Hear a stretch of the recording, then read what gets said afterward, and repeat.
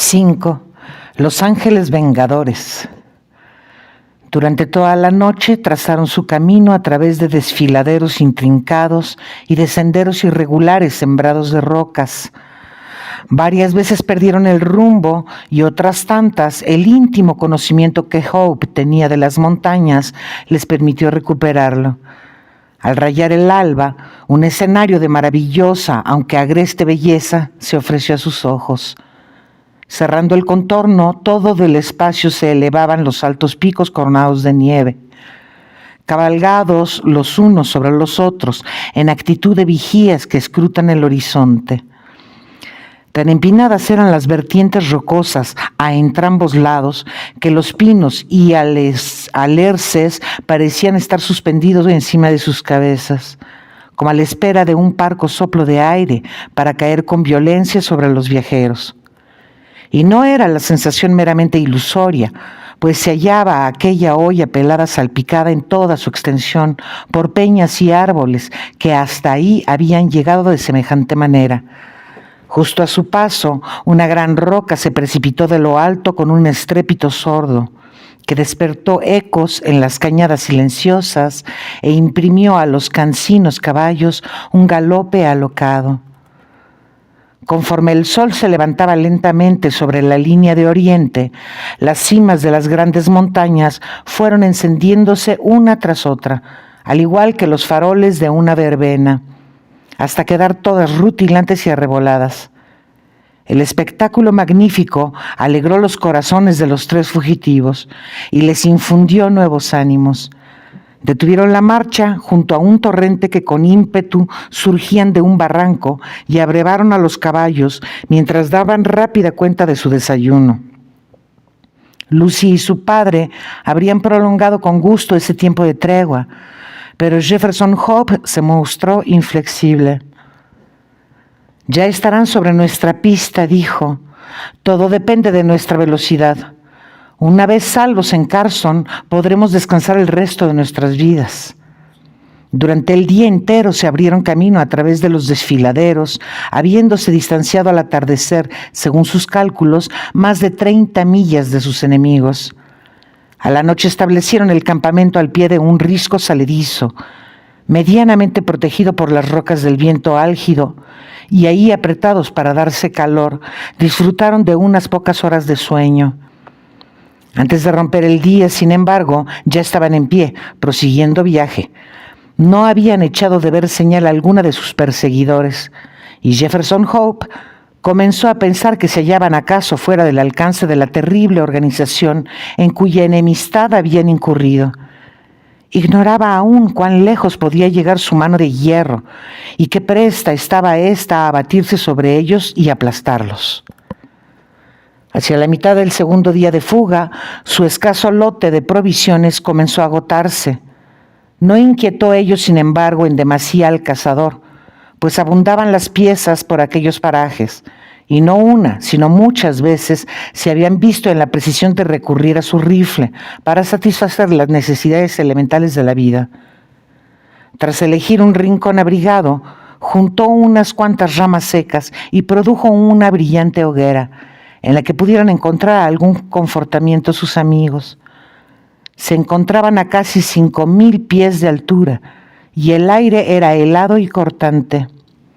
Después de atar los caballos y despedirse de Lucy, se echó el rifle sobre la espalda y salió en busca de lo que la suerte quisiera dispensarle. Volviendo la cabeza atrás, vio al anciano y a la joven acurrucados junto al brillante fuego, con las 3 caballerías recortándose inmóviles sobre el fondo. A continuación, las rocas se interpusieron entre el grupo y su mirada. Caminó un par de millas, coligió la presencia de numerosos osos en la zona. Al fin, tras 2 o 3 horas de búsqueda infructuosa y desanimado, se disponía a dar marcha atrás. Vio, echando la vista a lo alto, un espectáculo que le hizo estremecer de alegría. En el borde de una roca voladiza, a 300 o 400 pies sobre su cabeza, afirmaba sobre el suelo las pezuñas una criatura de apariencia vagamente semejante a la de una cabra, aunque armada de un par de descomunales cuernos. La gran astada, por tal se le conocerá probablemente al guarda o vigía de un rebaño invisible al cazador, mas por fortuna estaba mirando en dirección opuesta a éste y no había advertido su presencia. Puesto de bruces, descansó el rifle sobre una roca y enfiló largamente y con firme pulso la diana antes de apretar el gatillo. El animal dio un respingo, se tambaleó un instante a orillas del precipicio y se desplomó al cabo valle abajo. Pesaba en exceso la res para ser llevada a cuestas, de modo que el cazador optó por desmembrar una pierna y parte del costado. Con este trofeo terciado sobre uno de los hombros, se dio prisa a desandar lo andado, ya que comenzaba a caer la tarde. Apenas puesto en marcha, sin embargo, advirtió que se hallaba en un trance difícil.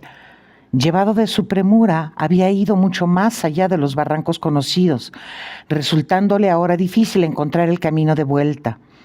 El valle donde estaba tendía a dividirse y subdividirse en numerosas cañadas, tan semejantes que se hacía imposible distinguirlas entre sí. Enfiló una por espacio de 1 milla o más, hasta tropezar con un venero de montaña que le constaba no haber visto antes. Persuadido de haber errado el rumbo, probó otro distinto, mas no con mayor éxito. La noche caía rápidamente y apenas si restaba alguna luz cuando dio por fin con un desfiladero de aire familiar.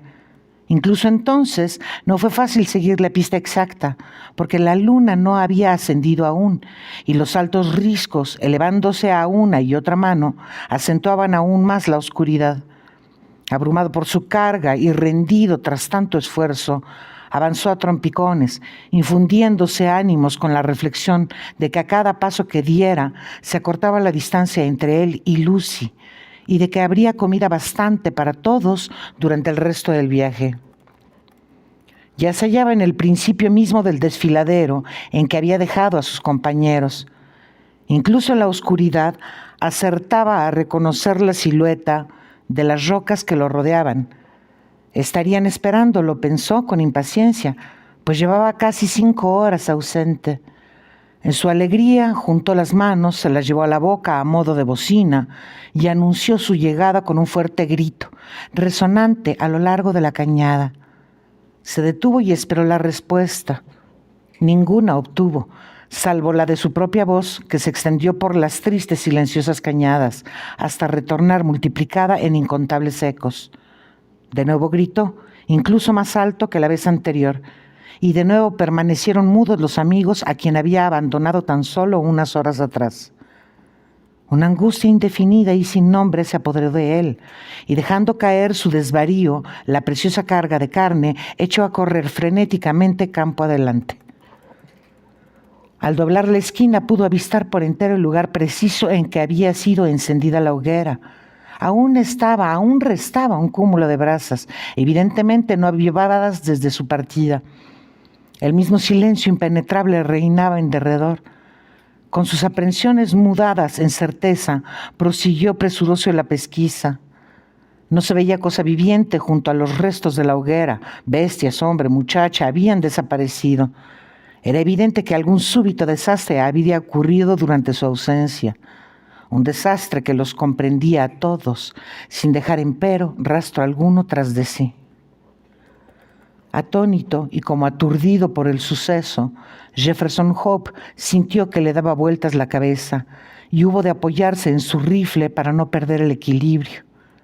Sin embargo, era en esencia hombre de acción y se recobró pronto de su estado temporal de impotencia. Tomando un leño medio carbonizado de la ya lánguida hoguera, lo atizó de un soplido hasta producir en él una llama, y alumbrándose con su ayuda, procedió al examen del pequeño campamento.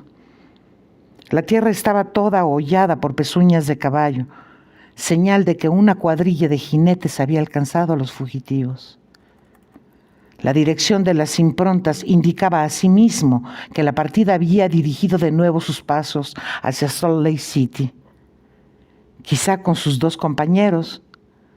Estaba próximo Jefferson Hope a dar por buena esta conjetura cuando sus ojos cayeron sobre un objeto que hizo vibrar hasta en lo más recóndito todos los nervios de su cuerpo. Cerca, hacia uno de los límites del campamento, se elevaba un montecillo de tierra rojiza que a buen seguro no había estado allí antes. No podía ser sino una fosa recién excavada. Al aproximarse, el joven cazador distinguió el perfil de una estaca hincada en el suelo, con un papel sujeto a su extremo ahorquillado. En él se leían estas breves pero elocuentes palabras. Jean Ferrier, vecino de Salt Lake City, murió el 4 de agosto de 1860. El valeroso anciano, al que había dejado de ver apenas unas horas antes, estaba ya en el otro mundo, y este era todo su epitafio. Desolado, Jefferson Hope miró en derredor por si hubiera una segunda tumba, mas no vio traza de ninguna. Lucy había sido arrebatada por sus terribles perseguidores para cumplir su destino original como concubina en el harén de uno de los hijos de los ancianos. Cuando el joven cayó en cuenta de este hecho fatal, que no estaba en su mano remediar, deseó de cierto compartir la suerte del viejo granjero y su última y silenciosa morada bajo el suelo. De nuevo, sin embargo, su espíritu activo le permitió sacudirse el letargo a que induce la desesperación. Cuando menos podía dedicar el resto de su vida a vengar el agravio. Además de paciencia y perseverancia enormes, Jefferson Hope poseía también una peculiar aptitud para la venganza, aprendida acaso de los indios con los que se había criado. Mientras permanecía junto al fuego, casi extinto, comprendió que la única cosa que alcanzaría a callar su pena habría de ser el desquite absoluto, obrado por mano propia contra sus enemigos. Su fuerte voluntad e infatigable energía no tendrían, se dijo, otro fin. Pálido, ceñudo el rostro, volvió sobre sus pasos hasta donde había dejado caer la carne, y tras reavivar las brasas, asó la suficiente para el sustento de algunos días. La envolvió luego y, cansado como estaba, emprendió la vuelta a través de las montañas en pos de los ángeles vengadores. Durante 5 días avanzó abrumado y con los pies doloridos por los desfiladeros que antes había atravesado a uña de caballo. A la noche se dejaba caer entre las rocas, concediendo unas pocas horas al sueño, pero primero que rayase el día estaba ya de nuevo en marcha. Al 6º día llegó al Cañón de las Águilas, punto de arranque de su desdichada fuga. Desde allí alcanzaba a contemplarse el hogar de los santos. Maltrecho y exhausto, se apoyó sobre su rifle, mientras tendía firmemente el puño curtido contra la silenciosa ciudad extendida a sus pies. Al mirarla con mayor sosiego, echó de ver banderas en las calles principales y otros signos de fiesta. Estaban aún preguntándose a qué se debería ello, cuando atrajo su atención un batir de cascos contra el suelo, seguido por la aparición de un jinete que venía en camino. Cuando lo tuvo bastante cerca, pudo reconocer a un mormón llamado Cooper, al que había rendido servicios en varias ocasiones. Por tanto, al cruzarse con él, lo abordó con el fin de saber algo del paradero de Lucy Ferrier. «Soy Jefferson Hope», dijo. «¿No me reconoce?» El mormón le dirigió una mirada de no disimulado asombro. Resultaba de hecho advertir en aquel caminante harapiento y desgreñado, de cara horriblemente pálida y de ojos feroces y desorbitados, al apuesto y joven cazador de otras veces. Satisfecho, sin embargo, sobre este punto, el hombre mudó la sorpresa en consternación. «Es locura que venga por aquí», exclamó. «Por solo dirigirle la palabra, peligra ya mi vida. Está usted proscrito a causa de su participación en la fuga de los Ferrier». «No temo a los 4 santos ni a su mandamiento», dijo Hope vehementemente. «Algo tiene que haber llegado a sus oídos, Cooper. Le conjuro por lo que más quiera para que dé contestación a unas pocas preguntas. Siempre fuimos amigos, por Dios, no rehúya responderme». «¿De qué se trata?», inquirió nervioso el mormón. «Sea rápido, hasta las rocas tienen oídos y los árboles ojos». «¿Qué ha sido de Lucy Ferrier?». Fue dada ayer por esposa al joven Driver. Ánimo, hombre, ánimo, parece usted un difunto. No se cuide de mí, repuso Hope con un susurro. Estaba mortalmente pálido y se había dejado caer al pie del peñasco que antes le servía de apoyo. De modo que se ha casado. Justo ayer. No otra cosa conmemoran las banderas que ve ondear en la casa fundacional. Los jóvenes Driver y Strangerson anduvieron disputándose la posesión del trofeo. Ambos habían formado parte de la cuadrilla que había rastreado a los fugitivos, y de Strangerson es la bala que dio cuenta al padre, lo que parecía concederle alguna ventaja. Mas al solventarse la cuestión en el consejo, la facción de Driver llevó la mejor parte, y el profeta puso en manos de éste a la chica. A nadie pertenecerá por largo tiempo, sin embargo, ya que ayer vi la muerte pintada en su cara, más semeja a un fantasma que a una mujer. ¿Se marcha usted? Sí, dijo Jefferson Hope, abandonada por fin su posición sedente. Parecía cincelado en mármol el rostro del cazador, tan firme y dura se había tornado su expresión, en tanto los ojos brillaban con un resplandor siniestro. ¿A dónde se dirige? No se preocupe, repuso, y terciando el arma sobre un hombro, siguió cañada adelante hasta lo más profundo de la montaña, ahí donde tiene las alimañas su guarida. De todas ellas, era él la más peligrosa, entre aquellas fieras la dotada de mayor fiereza. La predicción del mormón se cumplió con macabra exactitud. Bien impresionada por la aparatosa muerte de su padre, bien a resaltas del odioso matrimonio a que se había visto forzada, la pobre Lucy no volvió a levantar la cabeza, falleciendo al cabo tras un mes de creciente languidez. Su estúpido marido, que la había desposado sobre todo porque apetecía la fortuna de Jean Ferrier, no mostró gran aflicción por la pérdida. Pero sus otras mujeres lloraron a la difunta y velaron su cuerpo la noche anterior al sepelio, según es costumbre entre los mormones. Estaban agrupadas al alba en derredor del ataúd, cuando para su inexplicable sorpresa y terror, la puerta se abrió violentamente y un hombre de aspecto salvaje, curtido por la intemperie y cubierto en harapos, penetró en la habitación. Sin decir palabra o dirigir una mirada a las mujeres encogidas de espanto, se dirigió a la silenciosa y pálida figura que antes había contenido el alma pura de Lucy Ferrier. Inclinándose sobre ella, apretó reverentemente los labios contra la frente fría, tras de lo cual, levantando la mano inerte, tomó de uno de sus dedos su anillo de desposada. «No la enterrarán con esto», gritó con fiereza, y antes de que nadie pudiera dar la señal de alarma, desapareció escaleras abajo. Tan peregrino y breve fue el episodio que los testigos habrían hallado difícil concederle crédito o persuadirle de su veracidad a un tercero, a no ser por el hecho indudable de que el anillo que distinguía a la difunta como novia había desaparecido.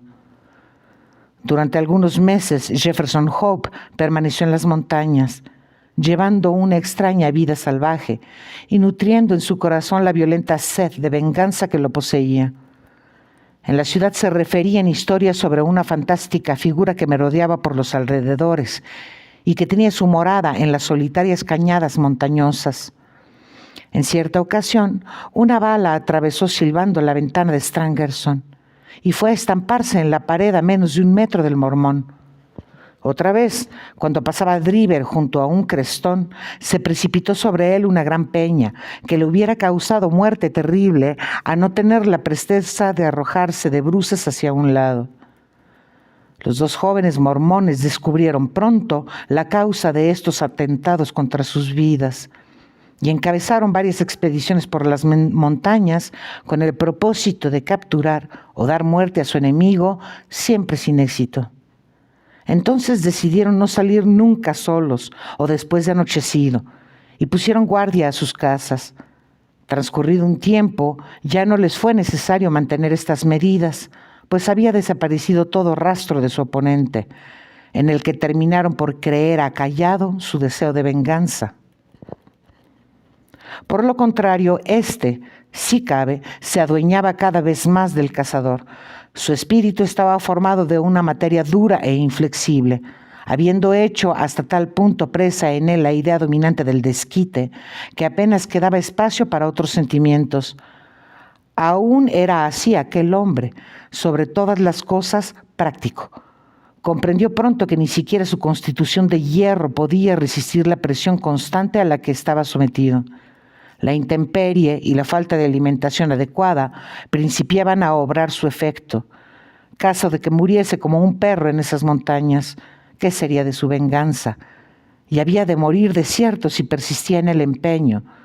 Sintió que estaba jugando las cartas de sus enemigos, de modo que muy a su pesar volvió a las viejas minas de Nevada, con ánimo de reponer allí su salud y reunir dinero bastante a proseguir sin privaciones su proyecto. No entraba en su propósito estar ausente arriba de un año, mas una combinación de circunstancias imprevistas le retuvo en las minas cerca de 5. Al cabo de estos, sin embargo, el recuerdo del agravio y su afán justiciero no eran menos agudos que en la noche memorable transcurrida junto a la tumba de Jean Ferrier. Disfrazado y bajo nombre supuesto, retornó a Salt Lake City, menos atento a su vida que a la obtención de la necesaria justicia. Un trance adverso le aguardaba en la ciudad. Se había producido unos meses antes un cisma en el pueblo elegido, tras la rebelión contra los ancianos de algunos jóvenes miembros que, separados del cuerpo de la iglesia, habían dejado Utah para convertirse en gentiles. Driver y Strangerson se encontraban entre ellos, y nadie conocía su paradero. Corría la especie de que el primero, por haber alcanzado a convertir parte de sus bienes en dinero, seguía siendo hombre acaudalado, mientras su compañero Strangerson nutría el número de los relativamente pobres. Sobre su destino actual nadie poseía, sin embargo, la menor noticia.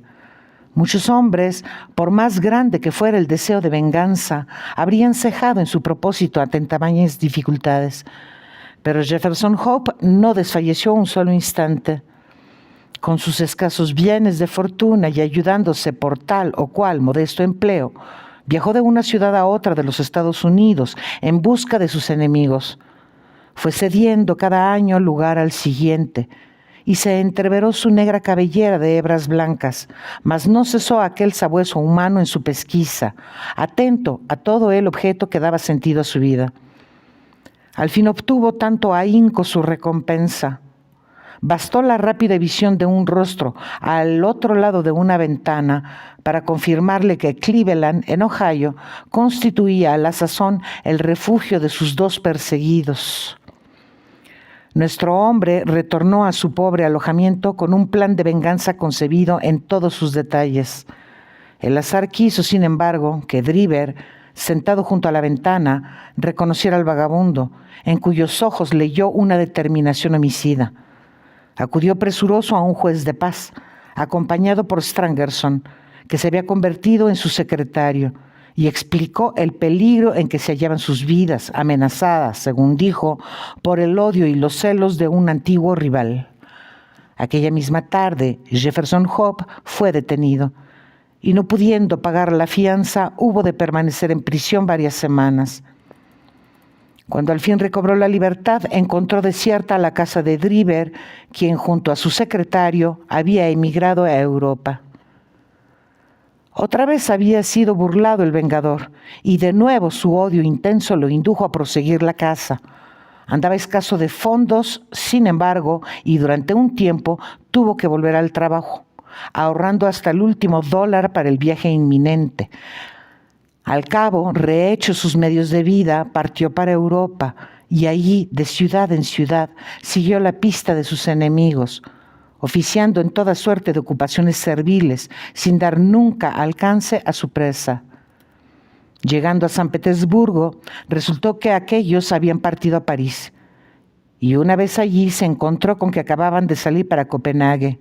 A la capital danesa arribó de nuevo con unos días de retraso, ya que habían tomado el camino de Londres, donde logró al fin atraparlos.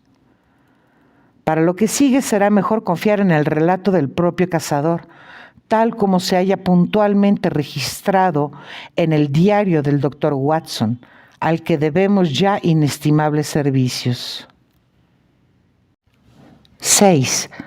Continuación de las memorias de John Watson, doctor en medicina. La furiosa resistencia del prisionero no registraba al parecer encono alguno hacia nosotros, ya que al verse por fin reducido, sonrió de manera afable, a la par que expresaba la esperanza de no haber lastimado a nadie en la refriega. «Supongo que van a llevarme ustedes a la comisaría», dijo a Sherlock Holmes. «Tengo el coche en la puerta. Si me desatan las piernas, iré caminando.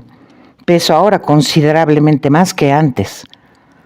Gregson y Lestrade intercambiaron una mirada, como si se les antojara la propuesta un tanto extemporánea. Pero Holmes, cogiendo sin más la palabra del prisionero, aflojó la toalla que habíamos enlazado a sus tobillos. Se puso aquel en pie y estiró las piernas, casi dudoso, por las trazas de que las tuviera otra vez libres. Recuerdo que pensé, según estaba ahí delante de mí, haber visto en pocas ocasiones hombre tan fuertemente constituido. Su rostro moreno, tostado por el sol, transmitía una determinación y energía no menos formidables que su aspecto físico. «Si está libre la plaza de comisario, considero que es usted la persona indicada para ocuparla», dijo mirando a mi compañero de alojamiento, con una no disimulada admiración. «El modo en el que ha seguido usted mi pista raya en lo asombroso». «Será mejor que me acompañen», dijo Holmes a los dos detectives. «Yo puedo llevarlos en mi coche», dijo Lestrade. «Bien, que Gregson suba con nosotros en la cabina. Y usted también, doctor, se ha tomado con interés el caso y puede unirse a la comitiva». Acepté de buen grado y todos juntos bajamos a la calle.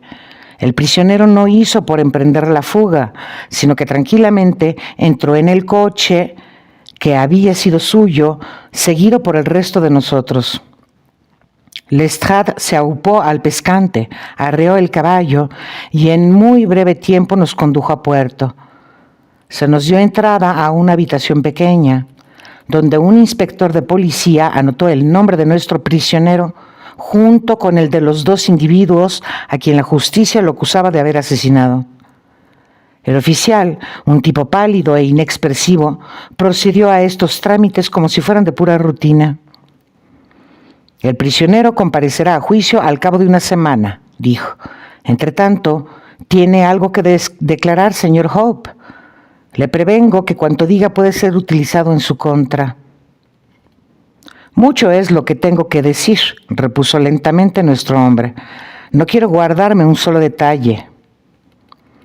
«¿No sería mejor que atendiera a la celebración del juicio?», preguntó el inspector.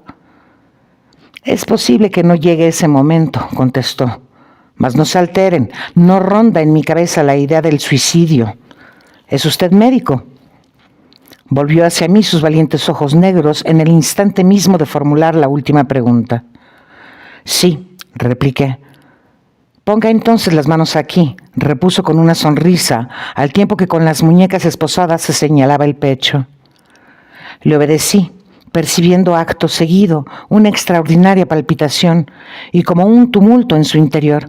Las paredes del pecho parecían estremecerse y temblar como un frágil edificio en cuyos adentros se ocultaba una máquina poderosa.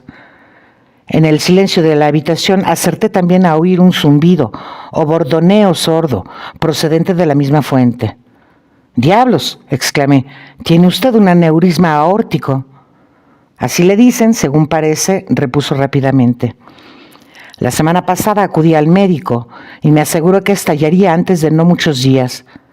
Ha ido empeorando de año en año desde las muchas noches al sereno y el demasiado ayuno en las montañas de Salt Lake.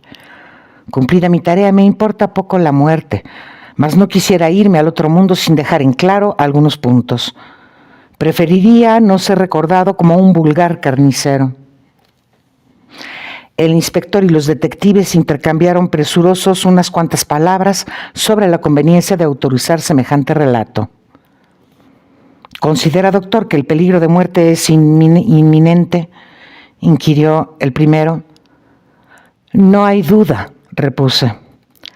En tal caso, y en interés de la justicia, constituye evidentemente nuestro deber tomar declaración al prisionero, dijo el inspector. Es libre, señor, de dar inicio a su confesión.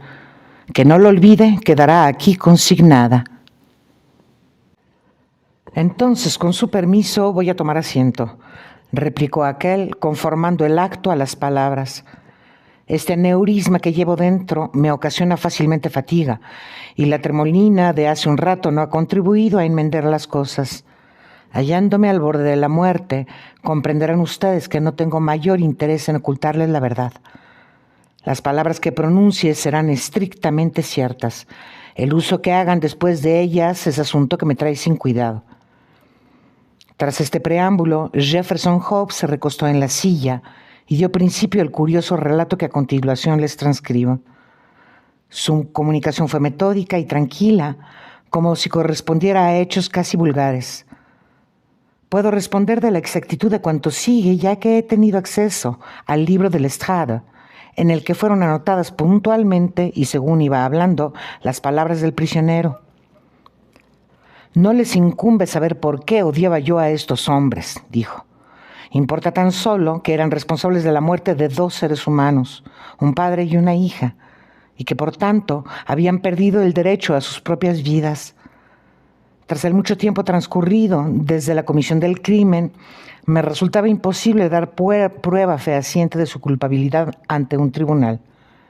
En torno a ella, sin embargo, no alimentaba la menor duda, de modo que determiné convertirme a la vez en juez, jurado y ejecutor. No hubiesen ustedes obrado de otro modo a ser verdaderamente hombres y encontrarse en mi lugar. La chica de la que he hecho mención era hace unos 20 años mi prometida. La casaron por la fuerza con ese driver, lo que vino a ser lo mismo que llevarla al prostíbulo.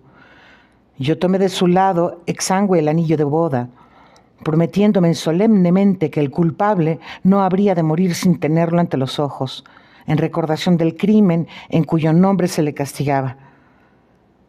Esa prenda ha estado en mi bolsillo durante los años que perseguí por 2 continentes y al fin di caza a mi enemigo y a su cómplice. Ellos confiaban en que la fatiga me hiciese cejar el intento, mas confiaron en vano. Si, como es probable, muero mañana, lo haré sabiendo que mi tarea en el mundo está cumplida y bien cumplida. Muertos son y por mi mano. Nada ansío ni espero ya. Al contrario que yo, eran ellos ricos, así que no resultaba fácil seguir su pista. Cuando llegué a Londres, apenas si me quedaba un penique, y no tuve más remedio que buscar trabajo. Monto y gobierno caballos como quien anda. Pronto me vi en el empleo de cochero. Cuanto excediera de cierta suma que cada semana debía llevar al patrón, era para mi bolsillo. Ascendía por lo común a poco, aunque pude ir tirando. Me fui en especial difícil orientándome en la ciudad, a lo que pienso el laberinto más endiablado que hasta la fecha haya tramado el hombre. Gracias, sin embargo, a un mapa que llevaba conmigo, acerté, una vez localizados los hoteles y estaciones principales, a componérmelas no del todo mal.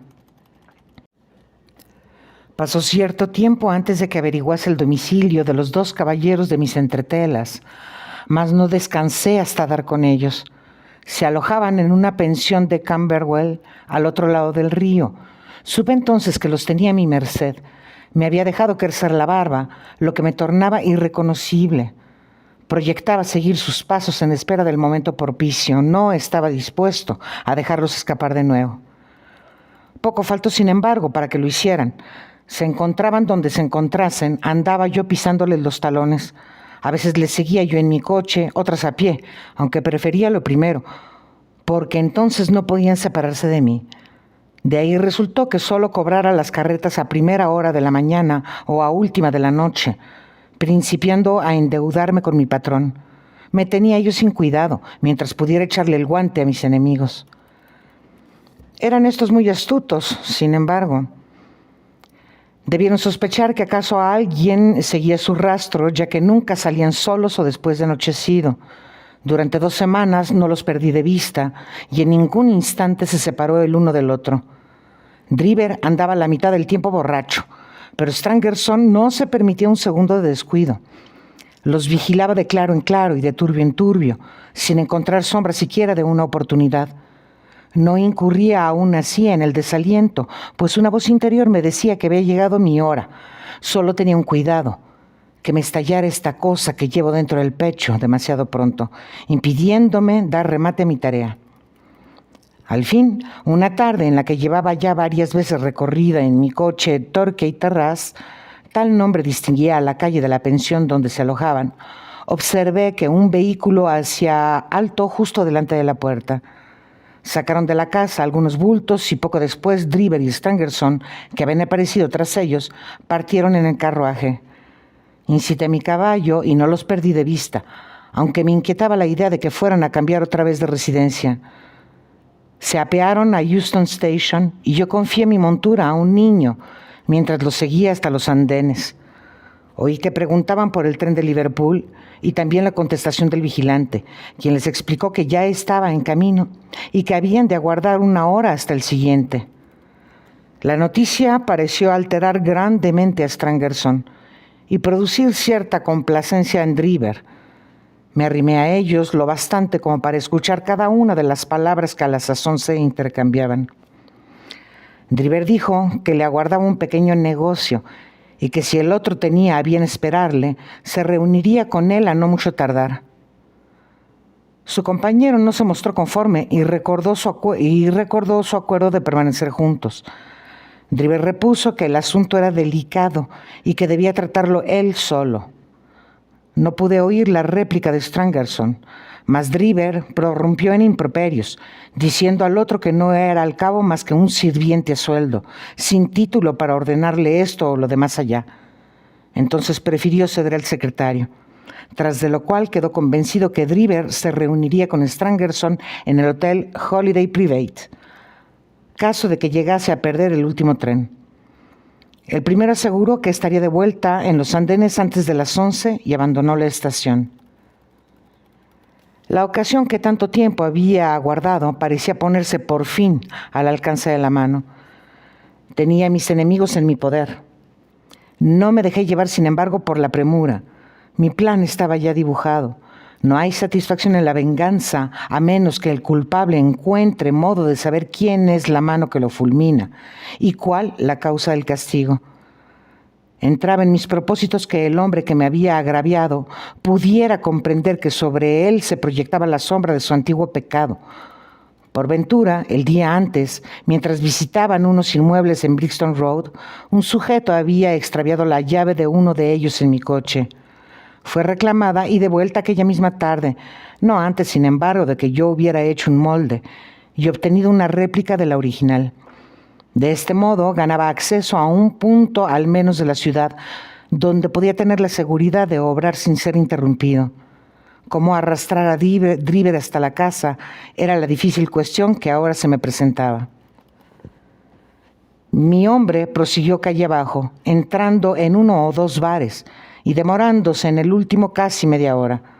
Salió del último dibujando eses, bien empapado y ya en alcohol. Hizo una seña al Simón que había justo enfrente de mí. Lo seguí tan de cerca que el hocico de mi caballo rozaba casi en el codo del conductor. Cruzamos el puente de Waterloo y después, interminablemente, otras calles, hasta que para mi sorpresa me vi en la explanada misma de donde habíamos partido. Ignoraba la razón de ese retorno, pero azucé a mi caballo y me detuve a unas 100 yardas de la casa. Driver entró en ella y el Simón siguió camino. «Denme un vaso de agua, por favor, tengo la boca seca de tanto hablar». «Así está mejor», dijo. Bien, llevaba haciendo guardia 1/4 de hora. Aproximadamente, cuando de pronto me llegó de la casa un ruido de gente enzarzada en una pelea. Inmediatamente se abrió con brusquedad la puerta y aparecieron 2 hombres, uno de los cuales era Driver y el otro un joven al que nunca había visto antes. Este tipo tenía sujeto a Driver por el cuello de la chaqueta y cuando llegaron al pie de la escalera, le dio un empujón y una patada después que lo hizo trastabillar hasta el centro de la calle. «Canalla», exclamó enarbolando su bastón, «voy a enseñarte yo a ofender a una chica honesta».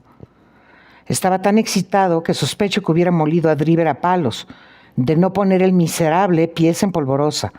Corrió hasta la esquina y, viendo entonces mi coche, hizo un ademán de llamarlo, saltando después a su interior.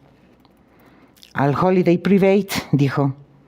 Viéndolo ya adentro, sentí tal pálpito de gozo que temí que en ese instante último pudiera estallar mi aneurisma. Apuré la calle con lentitud mientras reflexionaba sobre el curso a seguir. Podía llevarlo sin más a las afueras y allí, en cualquier camino, celebrar mi postrera entrevista con él. Casi tenía decidido tal cuando Driver me brindó otra solución. Se había apoderado de él nuevamente el delirio de la bebida y me ordenó que lo condujera a una taberna. Ingresó en ella tras haberme dicho que aguardara por él. No acabó hasta la hora del cierre y para entonces estaba tan borracho que me supe dueño absoluto de la situación. No piensen que figuraba en mi proyecto asesinarlo a sangre fría. No hubiese vulnerado con ello la más estricta justicia, mas me lo vedaba, por así decirlo, el sentimiento. Desde tiempo atrás había determinado no negarle la oportunidad de seguir vivo, siempre y cuando supiera aprovecharla. Entre los muchos trabajos que he desempeñado en América, se cuenta el de conserje y barrendero en un laboratorio de York College. Un día el profesor, hablando de venenos, mostró a los estudiantes cierta sustancia, a la que creo recordar que dio el nombre de alcaloide, y que había extraído de una flecha inficionada por los indios sudamericanos. Tan fuerte era su efecto que un solo gramo bastaba a producirle la muerte instantánea. Eché el ojo a la botella donde guardaba la preparación, y cuando todo el mundo se hubo ido, cogí un poco para mí. No se me da mal el efecto de boticario.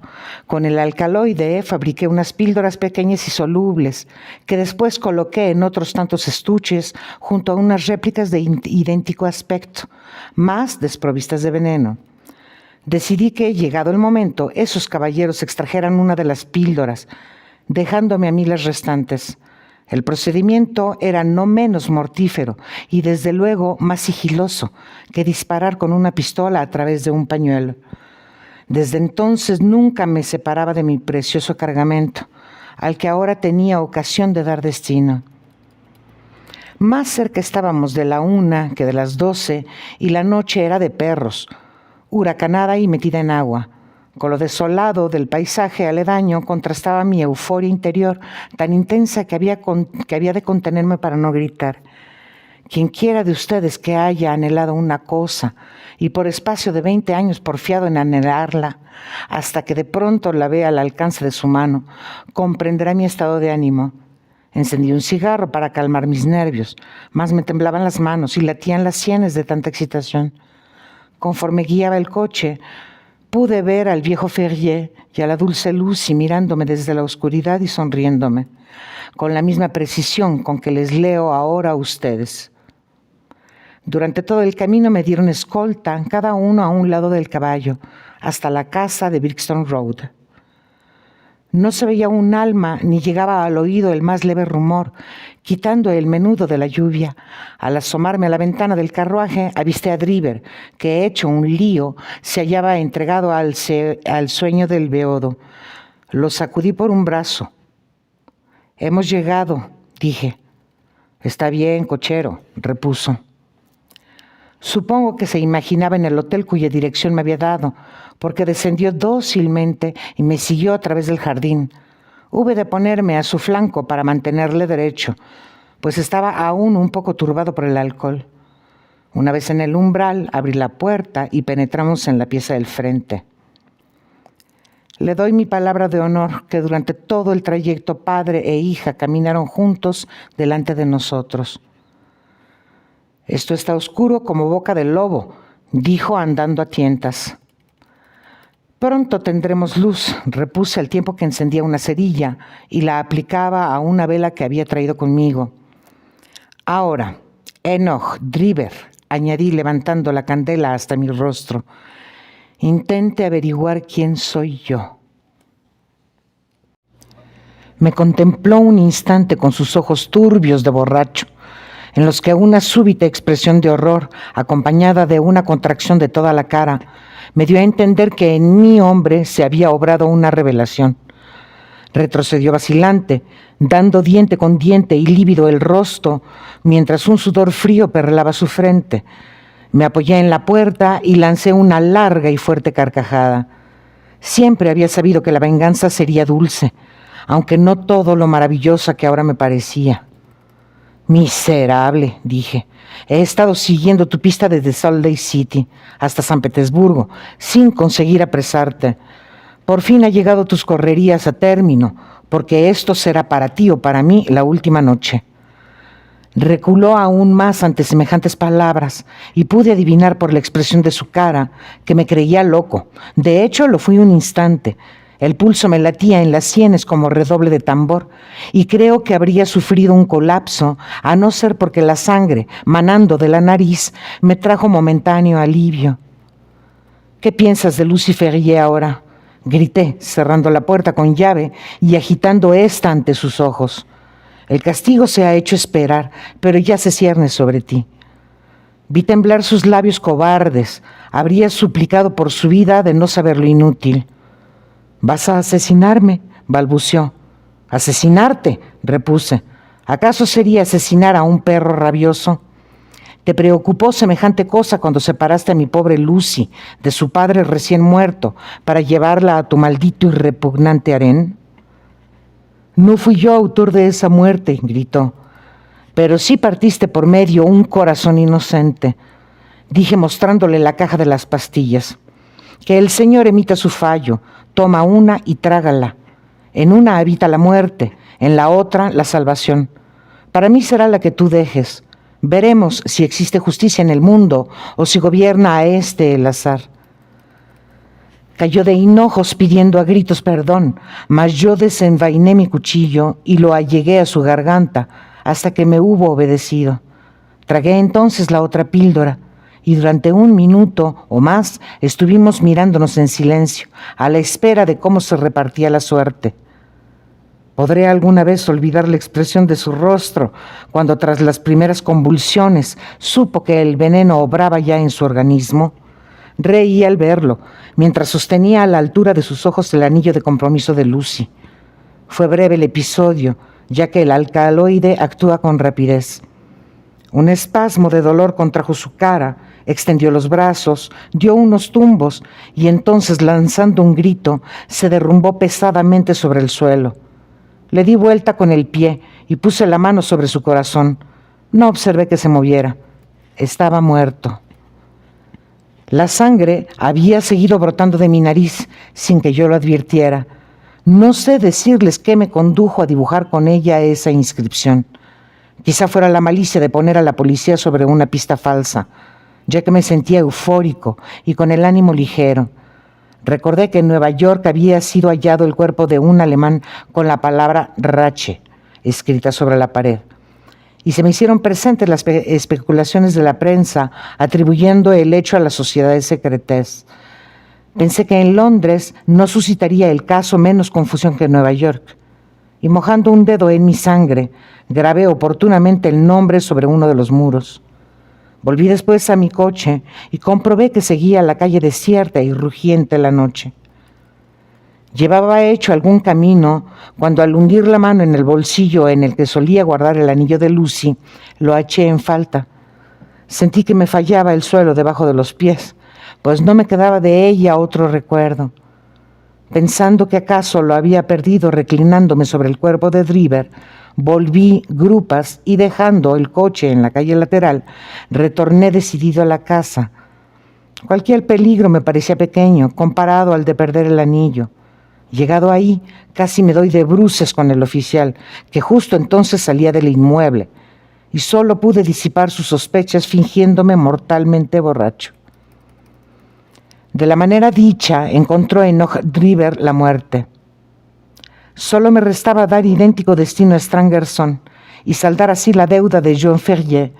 Sabiendo que se alojaba en el Holiday Private, estuve al acecho todo el día, sin avistarlo un instante, Imagino que entró en sospechas tras la incomparecencia de Driver. Era astuto ese Strangerson y difícil de cogerlo desprevenido. No sé si creyó que encerrándose en el hotel me mantenía a raya, mas en tal caso se equivocaba. Pronto averigüé qué ventana daba a la habitación, y a la mañana siguiente, sirviéndome de unas escaleras que había arrumbadas en una callejuela tras el hotel, penetré en su cuarto según rayaba el día. Lo desperté y le dije que había llegado la hora de responder por la muerte cometida tanto tiempo atrás. Le describí lo acontecido con Driver, poniéndole después en el trance de la píldora envenenada. En vez de aprovechar esa oportunidad para salvar el pellejo que le ofrecía, saltó de la cama y se arrojó a mi cuello. En propia defensa le atravesé el corazón de una cuchillada. De todos modos estaba sentenciado, ya que jamás hubiera sufrido la providencia que su mano culpable eligiese otra píldora que la venenosa. Poco más he de añadir, y por suerte ya me acabo por momentos. Seguí en el negocio del coche por un día más o menos, con la idea de ahorrar lo bastante para volver a América. Estaba en las caballerizas cuando un rapaz harapiento vino preguntando por un tal Jefferson Hope, cuyo vehículo solicitaban en el 221B de Baker Street. Acudí a la cita sin mayores recelos, y el resto es de ustedes conocido. El joven aquí presente me plantó sus 2 esposas con destreza asombrosa. Tal es la historia. Quizá me tengan por asesino, pero yo estimo, señores, que soy un mero ejecutor de la justicia en no menor medida que ustedes mismos. Tan emocionante había sido el relato y con tal solemnidad dicho que permanecimos en todo instante mudos y pendientes de lo que oíamos. Incluso los 2 detectives profesionales, hechos como estaban a cuanto se relaciona con el crimen, semejaban fascinados por la historia. Cuando ésta hubo terminado, se produjeron unos minutos de silencio, roto tan solo por el lápiz de Lestrade al rasgar el papel en el que iban quedando consignados los últimos detalles de su informe escrito. Sobre un solo punto desearía que se extendiese usted un poco más, dijo al fin Sherlock Holmes. ¿Qué cómplice de usted vino en busca del anillo anunciando en la prensa? El prisionero hizo un guiño risueño a mi amigo. Soy dueño de decir mis secretos o de comprometer a un tercero. Le hizo anuncio y pensé que podía ser una trampa, o también la oportunidad de recuperar el anillo que buscaba. Mi amigo se ofreció a descubrirlo. Admitirá que no lo hizo mal. Desde luego, repuso Holmes con vehemencia. Y ahora, caballeros, observó gravemente el inspector, ha llegado el momento de cumplir con lo que la ley estipula. El jueves comparecerá el preso ante los magistrados, siendo además necesaria la presencia de ustedes. Mientras tanto, yo me hago cargo del acusado. Mientras esto decía, hizo sonar una campanilla, a cuya llamada 2 guardianes tomaron para sí al prisionero.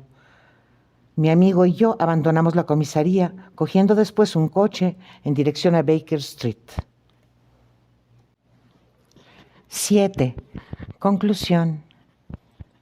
Teníamos orden de comparecer ante los magistrados el jueves, mas llegada a esa fecha fue inútil todo testimonio. Un juez más alto se había hecho cargo del caso, convocando a Jefferson Hope a un tribunal donde a buen seguro le sería aplicada estricta justicia. La misma noche de la captura hizo crisis su aneurisma, y a la mañana siguiente fue encontrado el cuerpo sobre el suelo de la celda. En el rostro había impresa una sonrisa de placidez, como la de quien, volviendo la cabeza atrás, contempla en el último instante una vida útil o un trabajo bien hecho.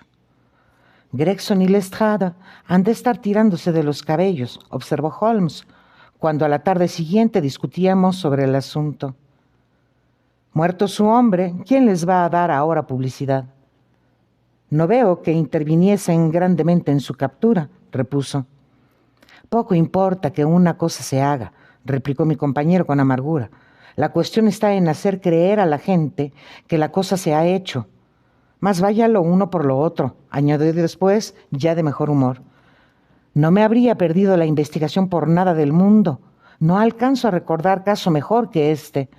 Aun siendo simple, encerraba puntos sumamente instructivos. «¿Simple?», exclamé.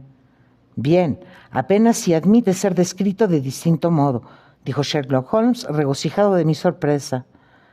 La prueba de su intrínseca simpleza está en que, sin otra ayuda que unas pocas deducciones en verdad nada extraordinarias, puse mano al criminal en menos de 3 días. «Cierto», dije. «Ya le he explicado otras veces que en esta clase de casos lo extraordinario constituye antes que un estorbo, una fuente de indicios. La clave en razonar a la inversa reside, cosa sea dicho de paso, tan útil como sencilla y poquísimo practicada. Los asuntos diarios nos recomiendan proceder de atrás para adelante, de donde se echa en olvido la posibilidad contraria. Por cada 50 individuos adiestrados en el pensamiento sintético, no encontrará usted arriba de uno con talento analítico». «Confieso», afirmé, «que no consigo comprenderle del todo». «No esperaba otra cosa. Veamos si logro exponérselo más a las claras. Casi todo el mundo, ante una sucesión de hechos, acertará a colegir qué se sigue de ellos. Los distintos acontecimientos son percibidos por la inteligencia, en la que ya organizados apuntan a un resultado. A partir de este, sin embargo, pocas gentes saben recorrer el camino contrario, es decir, el de los pasos cuya sucesión condujo al punto final. A semejante virtud deductiva llamo razonar hacia atrás o analíticamente». «Comprendo. Pues bien, nuestro caso era uno de esos en que se nos da el resultado, restando todo lo otro por adivinar. Permítame mostrarle las distintas fases de mi razonamiento. Empecemos por el principio. Como usted sabe, me aproximé a la casa por mi propio pie, despejada la mente de todo supuesto o impresión precisa. Comencé, según era natural, por inspeccionar la carretera, donde, ya se lo he dicho, vi claramente las marcas de un coche, al que por consideraciones puramente lógicas supuse llegado allí de noche. Que era en efecto un coche de alquiler y no un particular, quedaba confirmado por la angostura de las rodadas. Los caballeros en Londres usan un cabriolé cuyas ruedas son más anchas que las de un carruaje ordinario. Así di mi primer paso. Después atravesé el jardín siguiendo el sendero, cuyo suelo arcilloso resultó ser especialmente propicio para el examen de huellas. Sin duda, no vio usted más que una simple franja de barro pisoteado, pero a mis ojos expertos cada marca transmitía un mensaje pleno de contenido. Ninguna de las ramas de la ciencia detectivesca es tan principal, ni recibe tan mínima atención como esta de seguir un rastro. Por fortuna, siempre lo he tenido muy en cuenta, y un largo adiestramiento ha concluido en convertir para mí esta sabiduría en segunda naturaleza. Reparé en las pesadas huellas del policía, pero también en las dejadas por los 2 hombres que antes habían cruzado el jardín, que eran las segundas más tempranas, quedaba palmariamente confirmado por el hecho de que a veces desaparecían casi del todo bajo las marcas de las primeras. Así arribé a mi segunda conclusión, consistente de que subía a 2 el número de visitantes nocturnos, de los cuales uno, a juzgar por la distancia entre pisada y pisada, era de altura más que notable, y algo petimetre el otro, según se echaba de ver por las menudas y elegantes improntas que sus botas habían producido. Al entrar en la casa, obtuve confirmación de la última inferencia. El hombre de las lindas botas yacía delante de mí. Al alto, pues, procedía a imputar el asesinato, en caso de que éste hubiera tenido lugar. No se veía herida alguna en el cuerpo del muerto, mas la agitada expresión de su rostro declaraba que no había llegado ignaro a su fin. Quienes parecen víctimas de un ataque al corazón o alguna otra causa natural y súbita, jamás muestran esa apariencia desencajada. Tras aplicar la nariz a los labios del difunto, detecté un ligero olor acre y deduje que aquel hombre había muerto por la obligada ingestión de veneno. Al ser el envenenamiento voluntario, pensé, no habría quedado impreso en su cara tal gesto de odio y miedo. Por el método de la exclusión me vi, pues, abocado a la única hipótesis que autorizaban los hechos. No crea usted que era aquella en exceso peregrina. La administración de un veneno por la fuerza figura no infrecuentemente en los anales del crimen. Los casos de Dolsky en Odessa y el de Leturier en Montpellier acudirían de inmediato a la memoria de cualquier toxicólogo. A continuación se suscitaba la pregunta del por qué. La rapiña quedaba excluida, ya que no se hallaba ningún objeto en falta. ¿Qué habría entonces de por medio? La política, quizá una mujer. Tal era la cuestión que entonces me inquietaba. Desde el principio me incliné por lo segundo. Los asesinos políticos se dan grandísima prisa en escapar una vez perpetrada la muerte. Esta, sin embargo, había sido cometida con flema notable, y las 1000 huellas dejadas por su amor a lo largo y a lo ancho de la habitación demostraban una estancia dilatada en el escenario del crimen. Solo un agravio personal, no político, acertaba a explicar tal sistemático acto de venganza. Cuando fue descubierta la inscripción en la pared, me confirmé aún más en mis sospechas. Se trataba evidentemente de un falso señuelo. El hallazgo del anillo zanjó la cuestión. Era claro que el asesino lo había usado para atraer a su víctima el recuerdo de una mujer muerta o ausente. Justo antes pregunté a Gregson si en el telegrama enviado a Cleveland se inquiría también por cuanto hubiera de peculiar en el pasado de Driver. Fue su contestación, lo que recordará usted, negativa. Después procedí a un examen detenido de la habitación, en el curso de la cual di por buena mi primera estimación de la altura del asesino y obtuve los datos referentes al cigarro de Trichonopoli y a la largura de sus uñas. Había llegado ya a la conclusión de que, dada la ausencia de señales de lucha, la sangre que salpicaba el suelo no podía proceder sino de las narices del asesino, presa seguramente de una gran excitación. Observé que el rastro de la sangre coincidía con el de sus propios pasos.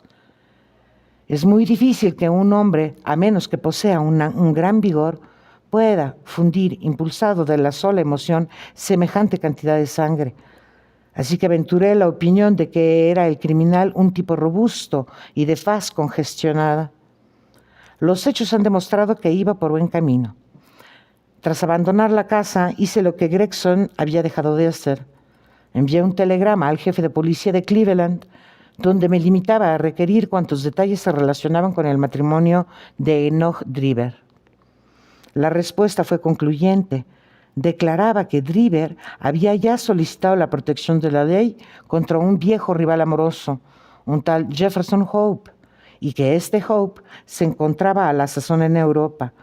Supe entonces que tenía la clave del misterio en mi mano y que no restaba sino atrapar al asesino. Tenía ya decidido que el hombre que había entrado en la casa con Driver y el conductor del carruaje eran uno y el mismo individuo. Se apreciaban en la carretera huellas que solo un caballo sin gobierno puede producir. ¿Dónde iba a estar el cochero si no en el interior del edificio? Además, vulneraba toda lógica el que un hombre cometiera deliberadamente un crimen ante los ojos, digamos, de una tercera persona, un testigo que no tenía por qué guardar silencio. Por último, para un hombre que quisiera rastrear a otro a través de Londres, el oficio de cochero parecía sin duda el más adecuado. Todas estas consideraciones me condujeron irresistiblemente a la conclusión de que Jefferson Hope debía contarse entre los aurigas de la metrópoli. Si tal lo había sido, era razonable que lo siguiera siendo. Desde su punto de vista, cualquier cambio súbito solo podía atraer a su persona una atención inoportuna. Probablemente durante cierto tiempo al menos persistiría en su oficio de cochero. Nada arguía que lo fuera de hacer bajo nombre supuesto. ¿Por qué mudar de nombre en un país donde era desconocido? Organicé, por tanto, mi cuadrilla de detectives vagabundos, ordenándoles acudir a todas las casas de coches de alquiler hasta que dieran con el hombre que buscaba. Qué bien cumplieron en encargo y qué prisa me di a sacar partido de ello. Son cosas que aún deben estar frescas en su memoria. El asesinato de Stangerson nos cogió enteramente por sorpresa, mas en ningún caso hubiéramos podido impedirlo. Gracias a él, Ya lo sabe, me hice con las píldoras, cuya existencia había previamente conjeturado. Vea cómo se ordena toda la peripecia según una cadena de secuencias lógicas, en las que no existe un solo punto débil o de quiebra. Magnífico, exclamé. Sus méritos debieran ser públicamente reconocidos. Sería bueno que sacase a la luz una relación del caso. Si no lo hace usted, lo haré yo. Haga, doctor, lo que le venga en gana, repuso. Y ahora eche una mirada a esto, agregó entregándome un periódico. Era El Hecho del Día y el párrafo que llamaba mi atención aludía al caso de autos. El público rezaba: se ha perdido un sabrosísimo caso con la muerte de un tal Hope, autor presunto del asesinato del señor Enoch Driver y Geoff Strangerson. Aún quizás sea demasiado tarde para alcanzar un conocimiento preciso de lo acontecido. Se nos asegura de fuente fiable que el crimen fue efecto de un antiguo y romántico pleito, al que no son ajenos ni el mormonismo ni el amor. Parece que las dos víctimas habían pertenecido dos jóvenes a los santos del último día, procediendo también Hope, el prisionero fallecido, a Salt Lake City. El caso habrá servido cuando menos para demostrar espectacularmente la eficacia de nuestras fuerzas policiales y para instruir a los extranjeros sobre la conveniencia de zanjar sus diferencias en su lugar de origen y no en territorio británico. Es un secreto a voces que el mérito de esta acción policial corresponde por entero a los señores Lestrade y Gregson, los dos famosos oficiales de Scotland Yard. El criminal fue capturado, según parece, en el domicilio de un tal Sherlock Holmes, un detective aficionado que ha dado ya ciertas pruebas de talento en este menester. Talento que acaso se vea estimulado por el ejemplo constante de sus maestros. Es de esperar que, en prueba de reconocimiento a sus servicios, se celebre un homenaje en honor de los dos oficiales. «¿No se lo dije desde el comienzo?», exclamó Sherlock Holmes con una carcajada. «He aquí lo que hemos conseguido con nuestro estudio en escarlata: procurar a esos dos botarates un homenaje». «Pierda cuidado», repuse. «He registrado todos los hechos en mi diario y el público tendrá constancia de ellos. Entretanto, habrá usted de conformarse con la constancia del éxito, al igual que aquel avaro romano. Populus me sibilata ad mihi plaudo, ipse domi simulac numus contemplari narca».